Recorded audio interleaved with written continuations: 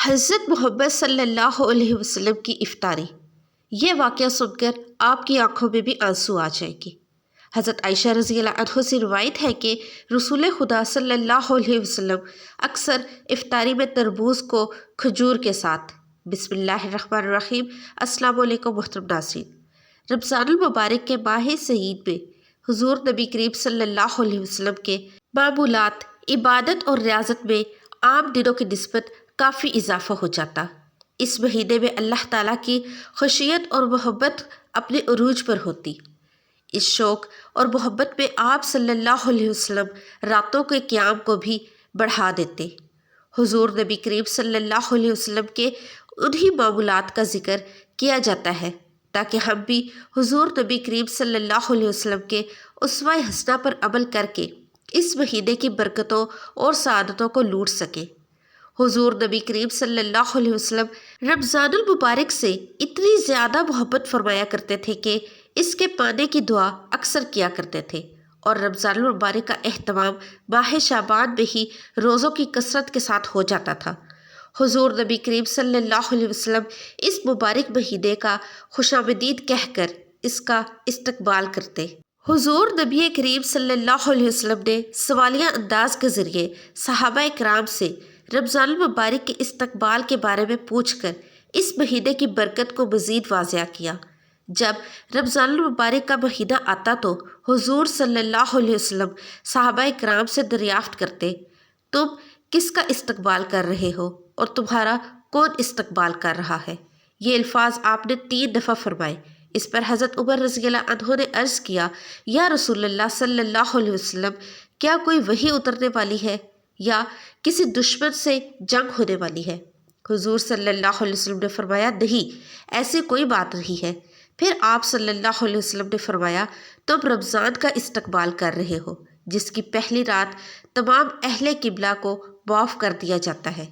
ام المومنین حضرت عائشہ رضی اللہ عنہ یہ بتا رہی ہے کہ حمزہ بن عمر الاسلمی رضی اللہ عنہ نے آپ صلی اللہ علیہ وسلم سے پوچھا کہ کیا میں سفر کے روزے رکھوں؟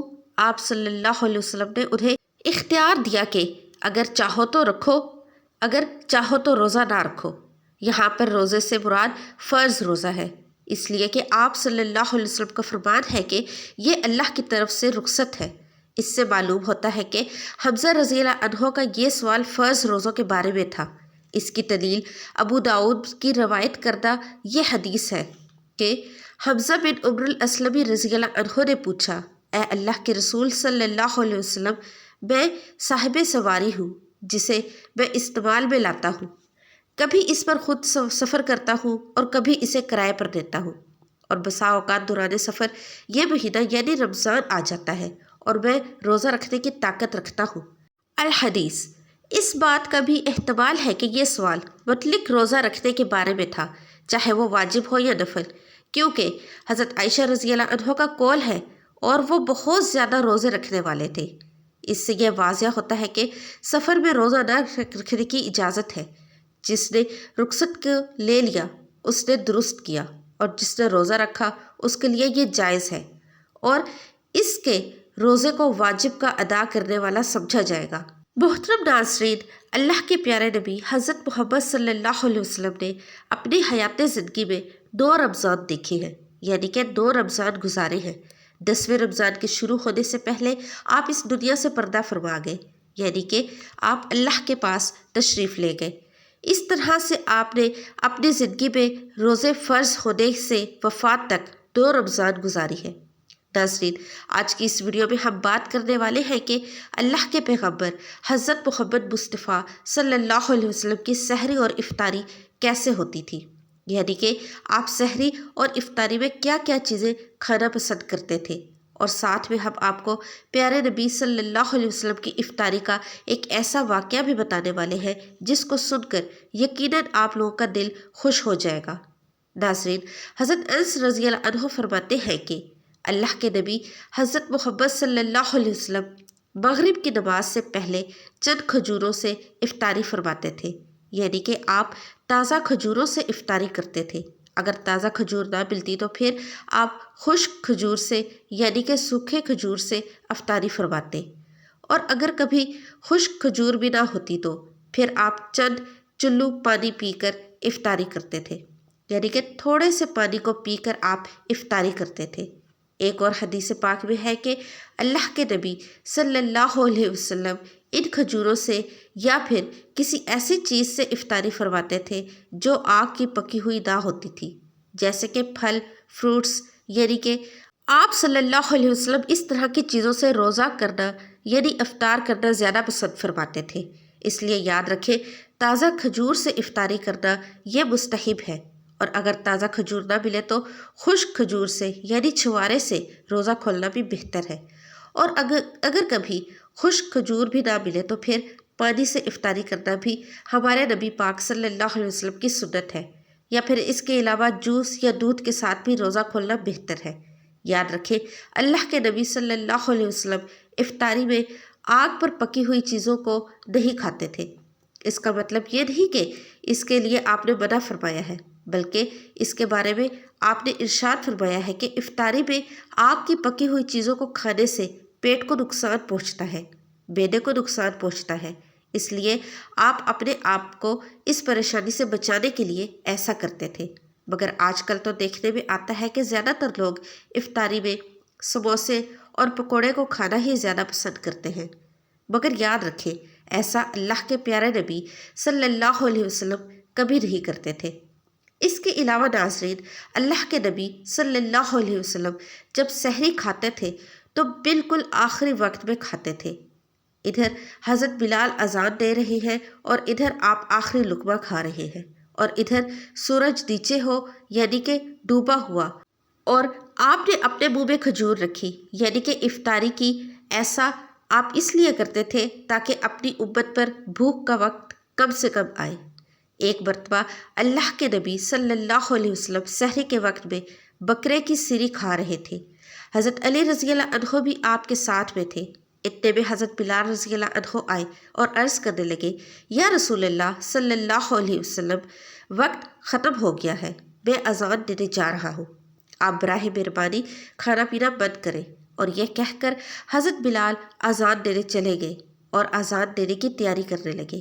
اتنے میں حضرت بلال کو خیال آیا کہ پتہ نہیں میرے نبی نے کھانا پینا بند کیا ہے یا نہیں، اس لیے حضرت بلال رضی اللہ عنہ واپس آ گئے اور آ کر دیکھا تو ابھی بھی اللہ کے نبی سحری کھا رہے تھے۔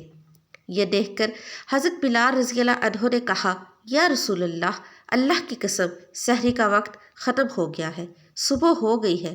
تو یہ سن کر آپ صلی اللہ علیہ وسلم نے اپنے ہاتھ نیچے کر لیے اور کہنے لگے، اے بلال، ابھی وقت باقی تھا، لیکن تیری قسم کھانے پر اللہ نے اس کو پہلے ہی نکال دیا کہ تیری قسم کہیں جھوٹی نہ پڑ جائے۔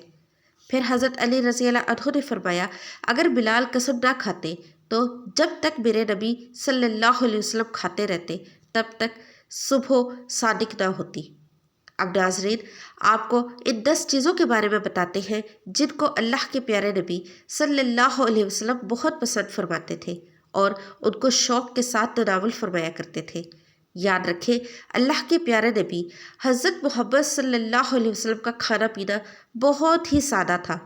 شہد، زیتون کا تیل تو آپ صلی اللہ علیہ وسلم بڑے ہی شوق سے کھاتے تھے۔ آپ اپنے منہ اور دانتوں کا بھی بہت خیال رکھتے تھے، اس وجہ سے آپ کچا پیاز اور لہسن کبھی نہیں کھاتے تھے۔ آپ پیاز اور لہسن کو ان کی بدبو کی وجہ سے ناپسند فرماتے تھے۔ یاد رکھیں، اللہ کے رسول صلی اللہ علیہ وسلم کو اگر کوئی چیز یا کوئی کھانا پسند نہ ہوتا تو آپ اس کو چھوڑ دیتے تھے، یعنی کہ اس کو نہیں کھاتے تھے، مگر اس چیز کو آپ برا نہیں کہتے تھے۔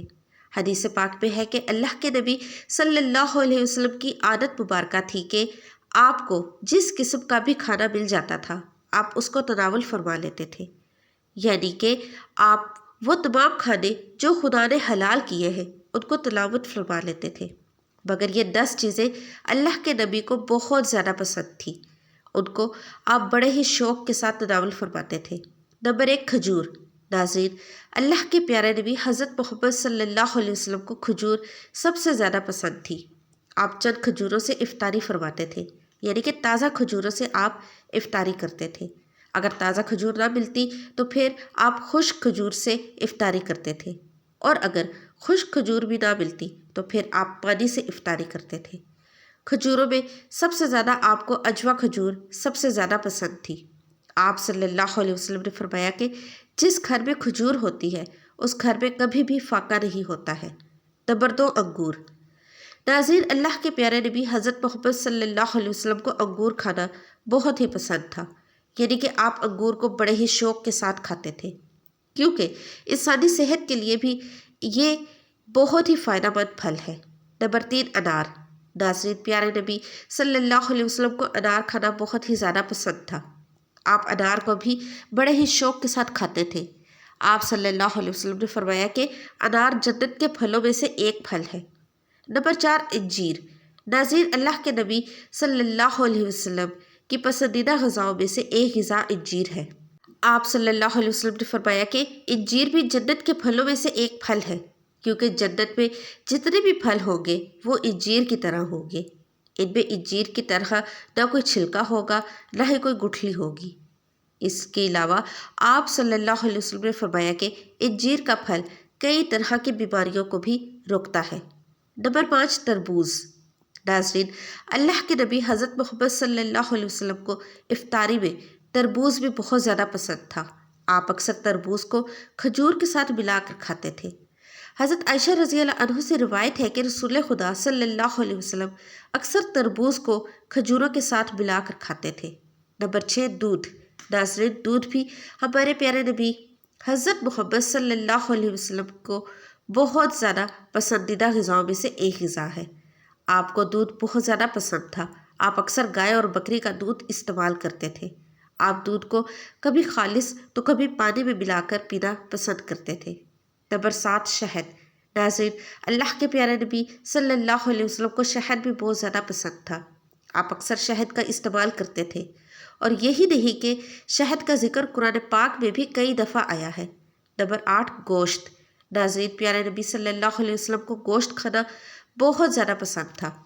آپ صلی اللہ علیہ وسلم نے فرمایا کہ دنیا اور جنت دونوں جگہوں میں سب کھانوں کا سردار گوشت ہوگا۔ آپ صلی اللہ علیہ وسلم شوربے والے گوشت کو زیادہ پسند فرماتے تھے۔ حدیث پاک میں آیا ہے کہ اللہ کے پیارے نبی صلی اللہ علیہ وسلم شوربے والا اور بھونے ہوئے گوشت کو زیادہ شوق سے تناول فرماتے تھے۔ آپ کو بکرا اور بکری، دمبا اور اونٹ کا گوشت سب سے زیادہ پسند تھا۔ نمبر 9، جو کی روٹی۔ ناظرین، اللہ کے نبی حضرت محمد صلی اللہ علیہ وسلم کو جو کی روٹی بہت زیادہ پسند تھی۔ آپ اکثر جو کی روٹی کھانا پسند کرتے تھے، اور بغیر چھانے ہوئے آٹے کے موٹی موٹی روٹی جو ہے وہ آپ تناول فرماتے تھے۔ نمبر 10، چاول۔ ناظرین، نبی پاک صلی اللہ علیہ وسلم کو چاول کھانا بہت زیادہ پسند تھا۔ آپ چاول کو بھی بہت شوق سے کھاتے تھے۔ آپ صلی اللہ علیہ وسلم نے فرمایا کہ اللہ نے چاول کے دانوں میں بہت برکت رکھی ہے۔ اللہ پاک ہمیں حلال اور کشادہ رزق عطا فرمائے اور ہمارا خاتمہ ایمان پر فرمائے، آمین یا رب العالمین۔ ناظرین، کمنٹ باکس میں اللہ کے ننانوے ناموں میں سے ایک نام ضرور ٹائپ کیجیے گا۔ ویڈیو کو لائک اور چینل کو سبسکرائب کر کے جائیے گا۔ ملتے ہیں نئی ویڈیو میں۔ اللہ حافظ۔